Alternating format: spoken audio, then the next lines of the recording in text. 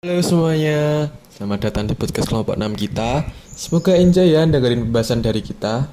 Sebelum itu, kurang asik nih kalau nggak kenalan sama kita. Yuk kenalan dulu. Halo, nama aku Keja Chandra dari kelas 10 IPS 1, nomor absen 18.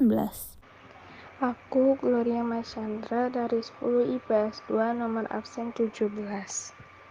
Perkenalkan, nama saya Junalindua Semaratungga dari kelas 10 MIPA 1 absen 15. Sekarang kita mau bahas nih tentang kota Surakarta. Kalian pernah tahu atau dengar tentang kota Surakarta nggak? Kalau belum, kami mau bahas seputaran kota Surakarta nih. Yuk kita bahas. Kalau ngomongin soal kota Surakarta nih, kita pasti kepikiran deh tentang masyarakat lokal yang ramah banget, budayanya yang masih asri, dan tentunya Keraton Kasunanan yang bersejarah itu. Itu aja masih banyak hal-hal yang indah serta bersejarah dari kota Surakarta. Contohnya apa aja sih? Yuk, check it out.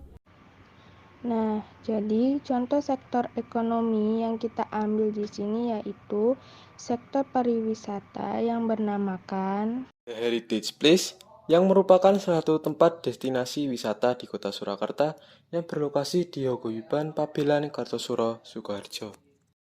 Inovasi dan kreativitas warga sekitar daerah Hongguyuban juga dengan dibantu dengan para investor yang siap mengeluarkan biaya demi kesejahteraan perekonomian kota Solo. Warga pun mulai gencar dan melakukan usaha-usaha untuk membangun tempat pariwisata yang dapat menarik perhatian pengunjung dan turis lokal maupun mancanegara. Visi dan misi yang tertata tadi, mereka memulai dengan membeli pabrik-pabrik gula yang terbengkalai sejak zaman dahulu, dengan selanjutnya dirubah menjadi tempat wisata yang menarik, serta instagramable, dengan bertemakan bangunan-bangunan klasik atau antik khas Eropa. Di dalam bangunan juga terdapat museum mini yang berisikan tentang hal-hal yang berbau antik dan klasik untuk menambah nilai plus tersendiri. ya karena mulai berkembangnya banyak investor-investor yang menanamkan investasi dan modalnya di kota Surakarta ini, terutama di bidang properti untuk dijadikan sebuah bangunan hiburan. Kayak bangunan entertainment buat narik pengunjung gitu ya. Yap, benar, terutama bangunan yang berbau sejarah dan instagramable. Banyak deh pokoknya hiburan seru di kota Surakarta ini. Ngomongin tentang bangunan bersejarah nih, kalian tahu nggak sih? Kalau zaman dulu itu udah ada cara atau aturan untuk membuat suatu bangunan yang dapat tersusun rapi dan dapat berdiri tegak, sehingga sekarang tanpa repot-repot menggunakan alat secanggih sekarang ini. Belum. Emang ada ya caranya? Iya, orang zaman dulu pakai metode apa ya agar bangunannya dapat tersusun dan awet hingga sekarang? Padahal kan zaman dulu nggak semodern dan semudah sekarang. Setahu aku nih ya, dari buku yang pernah kuliterasikan, orang zaman dulu tuh menggunakan aturan kosinus untuk menyeimbangkan ketinggian dan mengatur kemiringan dari suatu bangunan dari atap hingga fondasi. Karena tanpa diatur kemiringan pun dalam suatu bangunan tersebut, maka bangunan itu tidak akan dapat berdiri dengan baik atau tidak tersusun. Kalau itu aku pernah baca juga, kalau sejak zaman dahulu orang-orang akan gunain aturan ini untuk menghitung dari beban struktur suatu bangunan dan permukaan tanah, agar bangunan itu bisa berdiri dengan gagah, juga untuk perhitungan menaruh jendela agar cahaya matahari bisa masuk ke dalam rumah. Aku pernah lihat di keraton atau rumah-rumah zaman kolonial juga gitu. Sederhana tapi kompleks dan awet. Kalau di keraton ada juga penerapannya ya, di menara atau nggak di genteng atap bangunan keraton. Yaps, bener banget. Makanya orang zaman dulu tuh bisa menghitung ketinggian, keseimbangan, serta beban bangunan hanya dengan cara sederhana. Ngomongin budaya nih, kalian pernah dengar atau tahu malahan soal kentongan? Kan ciri khas bangsa Nusantara udah dari zaman dulu kala yang biasanya digunakan untuk alarm atau menyalurkan pesan dan pertanda suatu peristiwa. Nggak nyangka ya, kalau nenek moyang kita dulu tuh bisa kepikiran bikin alat komunikasi yang seefektif ini. Iya, apalagi daerah Jawa masih banyak yang gunain alat ini untuk kegiatan ronda atau sebagai alat komunikasi yang ada di setiap RT ataupun pos ronda. Di kota Surakarta juga masih menggunakan budaya ini loh. Dan masih asri serta awet yang mungkin ada di sekitar lingkungan rumah kita. Tempatku juga ada kan kentongan alat komunikasi yang mudah digunakan serta tidak menimbulkan polusi untuk lingkungan sekitar karena terbuat dari bahan-bahan alami. Iya, kentongan biasanya berbahan dari kayu jati kering atau bambu yang berdiameter luas atau lebar.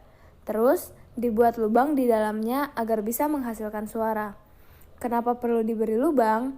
Karena saat kentongan dipukul, pukulan tadi akan merambat ke dalam pusat kentongan dan menggetarkan ruang atau rongga itu, sehingga dapat menghasilkan bunyi khas yang dirembetkan ke partikel udara sekitar yang diteruskan ke gendang telinga manusia dan diteruskan ke otak manusia agar dapat didengar.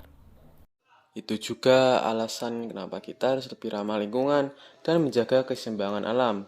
Kita lihat aja data dan fakta langsung yang ada di bumi tercinta kita ini. Lingkungan sudah mulai mati dan tidak mendukung kehidupan yang berlangsung saat ini. Aku lihat berita dari 2 tahun yang lalu aja kehidupan alam di bumi sudah berkurang 5-7%. 5-7%.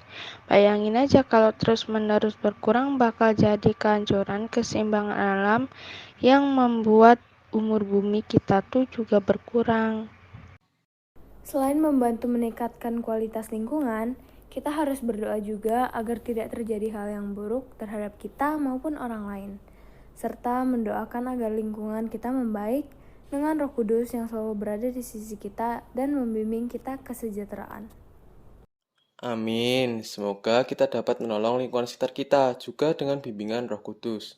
Like the moral value we can learn from the story. Good will is worth nothing unless it is accompanied by good acts. Mantap, cocok nih untuk para masyarakat kita yang harus bersikap dan berniat baik, tapi disimbangi juga nih dengan perbuatan dan perilaku yang baik. Kebanyakan nih ya, orang sekarang tuh kurang menyadari hal ini, jadi bikin prihatin deh. Aku pribadi prihatin juga dengan kondisi lingkungan kita saat ini yang sudah tidak mendukung kehidupan dan rusak dari hari ke hari. Maka dari itu, kita harus melestarikan alam dengan menggunakan bahan-bahan dari bahan organik agar ramah lingkungan. Nah, benar banget tuh. Aku juga sekarang udah mengurangi penggunaan plastik. Ya, kalian tahu lah ya, Indonesia termasuk salah satu penyumbang sampah plastik terbanyak di dunia. Jadi, aku kemarin membeli tote bag untuk menggantikan penggunaan plastik. Aku beli tote bag dengan gambar Keraton Solo. Dan kalian tahu nggak? Tote bag itu buatan pengrajin Solo loh. Kualitas tote bagnya bagus dan juga itu buatan dalam negeri. Aku juga kasihan kepada pengrajin-pengrajin itu, mereka terkena dampak COVID-19 dan usaha mereka jadi sepi. Iya ya, mereka kasihan sekali. Karena adanya pandemi, para wisatawan yang biasa membeli kerajinan seperti itu jadi berkurang. Oh, aku punya ide. Gimana kalau kita membantu pengrajin-pengrajin itu dengan cara mempromosikan barang-barang yang mereka buat ke sosial media dan juga e-commerce. Jadi, pastinya usaha mereka akan lebih ramai daripada jika mereka hanya berjualan di toko saja. Idemu bagus banget tuh, tapi sebelum itu kita harus nentuin dulu nih target pasar dari penjualan mereka dulu. Bagaimana kalau kita melakukan penelitian sebelum kita mempromosikan usaha ini? Wah, boleh juga tuh. Nah, jadi gini, kita ingin meneliti seberapa banyak orang-orang yang sadar dan tidak sadar akan kesehatan alam di sekitar mereka. Kayak semisal di lingkungan perumahan, jalanan, atau manapun itu. Nah, dari situ akan kita bisa tahu berapa banyak juga orang-orang yang peduli pada lingkungan dan juga ingin mengurangi pemakaian plastik. Jadi mereka berkemungkinan besar akan membeli tote bag yang kita promosikan ini. Gimana guys? Wah, aku setuju nih. Wah, nggak terasa ya sesi podcast kita udah selesai aja nih. Semoga isi dari podcast kita dapat membantu perekonomian dengan menginspirasi dan mempromosikannya. Itu aja sih dari kami. Kalau ada salah pengucapan dan pemilihan kata, mohon maaf sebesar-besarnya ya. Sekian, bye-bye.